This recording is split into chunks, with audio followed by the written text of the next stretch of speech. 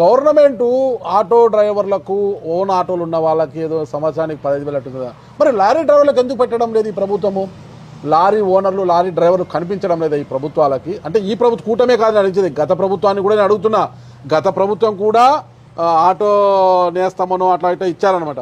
మరి లారీ డ్రైవర్లను వీళ్ళు ఎందుకు గుర్తించడం లేదు? వీళ్ళు మనుషులు కాదా? వీళ్ళు డ్రైవర్లు కాదా? వీళ్ళ ప్రాణాలు కాదా? ఒక్కసారి ప్రభుత్వాలు ఆలోచించాలి వీళ్ళని కూడా.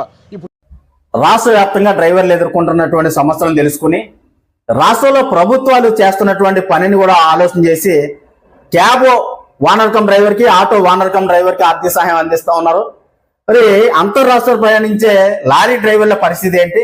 లారీ డ్రైవర్ల ఆర్థిక ఇబ్బందులను గుర్తించి ప్రభుత్వం లారీ డ్రైవర్లను పరిగణలో తీసుకుని న్యాయం చేయాలని రాష్ట్ర వ్యాప్తంగా ఉన్నటువంటి డ్రైవర్ల తరఫున మీ వాణి వినిపించినందుకు నాగరాజు గారికి ప్రత్యేకంగా ధన్యవాదాలు తెలియజేస్తున్నామండి. ప్రభుత్వం ఈ విషయాన్ని పరిగణలో తీసుకోవాలని తెలియజేస్తున్నాను. ప్రధానంగా డ్రైవర్ వెల్ఫేర్ బోర్డు కావాలి, డ్రైవర్లకు 10 లక్షల రూపాయల ప్రమాద బీమా కావాలి.